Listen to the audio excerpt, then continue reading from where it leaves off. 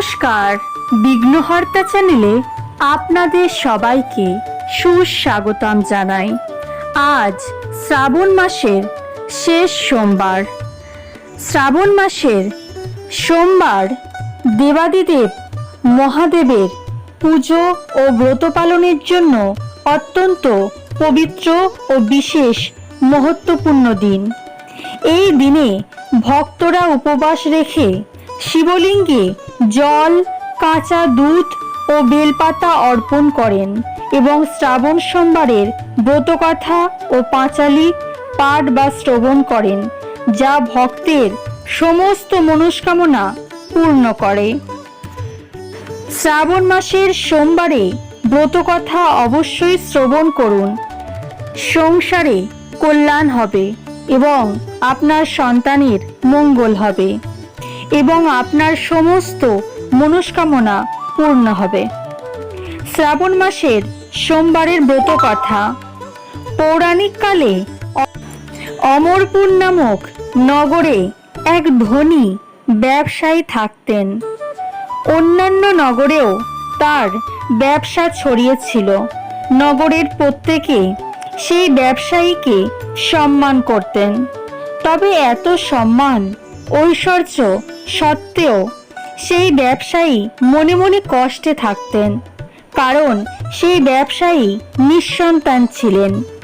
তার কোনো পুত্র ছিল না।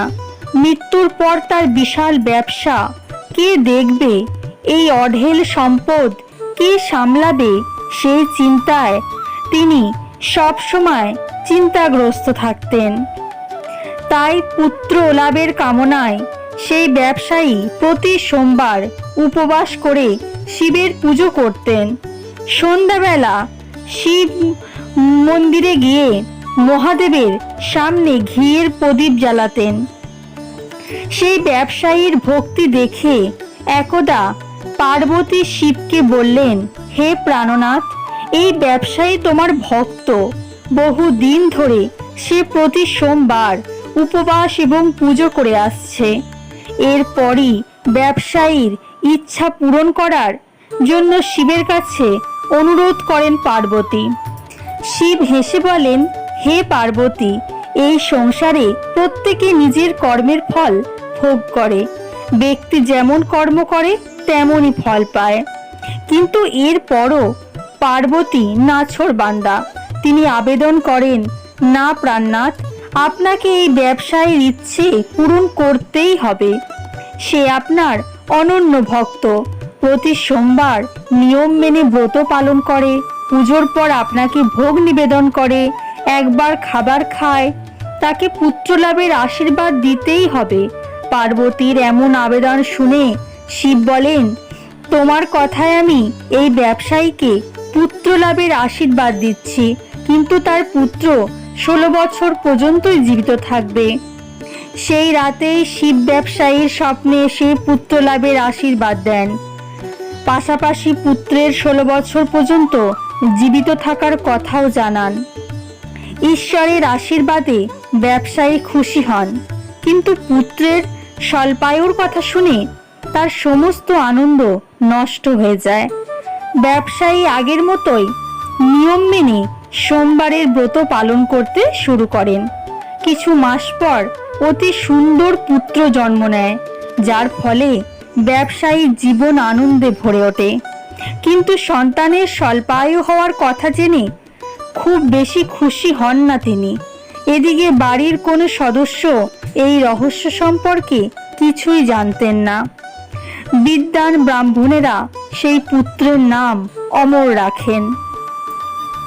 অমর 12 বছর হলে তাকে শিক্ষা গ্রহণের জন্য বারাণসী পাঠানোর সিদ্ধান্ত গ্রহণ করা হয়।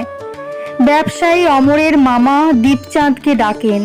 অমরের পড়াশোনার জন্য তারে বারাণসী ছেড়ে আসতে বলেন তিনি। অমর নিজের মামার সঙ্গে শিক্ষা লাভের জন্য বেরিয়ে পড়ে। পথে যেখানেই অমর ও দীপচাঁদ বিশ্রামের জন্য থামতেন, সেখানেই যজ্ঞ করতেন ও ব্রাহ্মণদের ভোজন করাতেন। দীর্ঘ পথ অতিক্রম করার পর অমর ও দীপচাঁদ এক নগরে পৌঁছান। সেই নগরে রাজার কন্যার বিবাহের আনন্দে সমগ্র নগর সাজানো ছিল। নিশ্চিত সময় বরযাত্রী আসে, কিন্তু বরের বাবা নিজের পুত্রের এক চোখে কানা হওয়ার কারণে খুব চিন্তিত ছিলেন। রাজা এ বিষয়ে জানতে পারলে বিবাহে বাধা দিতে পারেন এবং এরপর তার বদনামি হবে এ কথা ভেবে তিনি চিন্তিত হয়ে পড়েন। বরের বাবা অমরকে দেখলে তার মাথায় একটি বুদ্ধি খেলে যায়। তিনি ভাবেন, এই ছেলেকে বর সাজিয়ে রাজকুমারীর সঙ্গে বিবাহ করিয়ে দিই, বিয়ের পর তাকে অর্থ দিয়ে বিদায় করে দেব এবং রাজকুমারীকে নিজের নগরে নিয়ে যাব। বরের পিতা এই প্রসঙ্গে অমর ও দীপচাঁদকে জানান। অর্থ লাভের লোভে দীপচাঁদ তার পরামর্শে রাজি হয়ে যায়। অমরকে বরের পোশাক পরিয়ে রাজকুমারী চন্দ্রিকার সঙ্গে বিয়ে দেন। রাজা প্রচুর অর্থ দিয়ে রাজকুমারীকে বিদায় জানান। অমর ফেরার সময় সত্যি গোপন করতে পারে না। রাজকুমারীর ওড়নায় সত্য ঘটনা লিখে দেয় যে, রাজকুমারী চন্দ্রিকা, তোমার বিয়ে আমার সঙ্গে হয়েছে, কিন্তু আমি বারাণসীতে শিক্ষা লাভ করতে যাচ্ছি। এবার তোমায় যে নবযুবকের স্ত্রী হতে হবে সে কানা। রাজকুমারী নিজের ওড়নায় লেখা এই বার্তা পড়েন। তখন তিনি সেই কানা ছেলের সঙ্গে যেতে অস্বীকার করেন। রাজা সব কথা জেনে রাজকুমারীকে প্রাসাদেই রেখে দেন। অন্যদিকে অমর নিজের মামা দীপচাঁদের সঙ্গে বারাণসী পৌঁছয়। অমর গুরুকুলে পড়াশোনা শুরু করে। অমরের বয়স 16 হলে সে এক যজ্ঞ করায়। যজ্ঞ শেষে সে ব্রাহ্মণদের ভোজন করায় ও প্রচুর অন্ন বস্ত্র দান করে। রাতের বেলায় অমর নিজের শয়নকক্ষে ঘুমাচ্ছিল। শিবের আশীর্বাদ অনুযায়ী নিদ্রাতেই অমর প্রাণত্যাগ করে। সূর্যোদয়ের পর দীপচাঁদ অমরকে মৃত দেখে কাঁদতে শুরু করেন। আশপাশের লোকেরাও একত্রিত হয়ে দুঃখ প্রকট করেন। সেখান থেকেই শিব পার্বতী অতিক্রম করছিলেন। তিনি দীপচাঁদের কান্নার স্বর শুনতে পান। পার্বতী শিবকে বলেন, প্রাণনাথ, আমি তার কান্না সহ্য করতে পারছি না, এই ব্যক্তির কষ্ট দূর করুন। শিব পার্বতীর সঙ্গে অদৃশ্য স্বরূপে দীপচাঁদের পাশে গিয়ে বলেন, হে পার্বতী, এ তো সেই ব্যবসায়ীর পুত্র যাকে 16 বছর আয়ুর আশীর্বাদ দিয়েছিলাম। এর আয়ু পূর্ণ হয়েছে। পার্বতী পুনরায় শিবকে নিবেদন করেন, হে প্রাণনাথ, আপনি এই ছেলেটিকে জীবিত করে দিন, তা না হলে এর মা বাবা বিলাপ করে করে নিজের প্রাণ ত্যাগ করে দেবেন। এই ছেলের পিতা আপনার পরম ভক্ত, বহু বছর ধরে সোমবারের ব্রত করে আপনাকে ভোগ নিবেদন করছে। পার্বতীর আবেদনে রাজা সেই ছেলেটিকে জীবিত হয়ে ওঠার আশীর্বাদ দেন ও সে কিছুক্ষণের মধ্যেই জীবিত হয়ে ওঠে। শিক্ষা সমাপ্ত করে অমর নিজের মামার সঙ্গে নগরে ফিরে আসার জন্য যাত্রা শুরু করেন। পথে পুনরায় সেই নগরে আসেন যেখানে অমরের বিবাহ হয়েছিল। সেই নগরেও অমর যজ্ঞের আয়োজন করান। নগরে রাজা সেই যজ্ঞ দেখেন। তখনই তিনি অমরকে চিনতে পারেন। যজ্ঞ সমাপ্ত হওয়ার পর রাজা অমর ও দীপচাঁদকে নিজের প্রাসাদে নিয়ে যান। সেখানে কিছুদিন রেখে তাদের প্রচুর অর্থ সম্পত্তি দিয়ে রাজকুমারীর সঙ্গে বিদায় করেন। পথে নিরাপত্তার জন্য প্রচুর সৈনিকও সঙ্গে পাঠান। নগর পৌঁছানোর সঙ্গে সঙ্গে দীপচাঁদ এক দূতকে ব্যবসায়ীর কাছে পাঠায়। সন্তানের জীবিত ফেরার কথা শুনে ব্যবসায়ী অত্যন্ত খুশি হয়।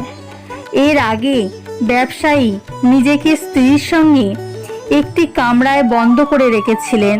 তৃষ্ণার্ত ক্ষুধার্ত অবস্থায় ব্যবসায়ী নিজের ছেলের অপেক্ষা করতে থাকেন। তারা প্রতিজ্ঞা করেছিলেন যে পুত্রের মৃত্যু সংবাদ পেলে তারা প্রাণ ত্যাগ করে দেবেন, কিন্তু পুত্রের আগমনের সংবাদ পেয়ে তিনি স্ত্রী ও বন্ধু বান্ধবদের সঙ্গে নগর দুয়ারে এসে উপস্থিত হন। নিজের সন্তানের বিবাহ ও পুত্রবধূ চন্দ্রিকাকে দেখে তাদের আনন্দের শেষ থাকে না। সেই রাতেই শিব ব্যবসায়ীকে স্বপ্নে দর্শন দেন যে, হে শ্রেষ্ঠী, আমি তোর সোমবারের ব্রত ও ব্রতকথার প্রভাবে খুশি হয়ে তোর সন্তানকে দীর্ঘায়ু প্রদান করেছি। এই কথা শুনে ব্যবসায়ী অত্যন্ত প্রসন্ন হন।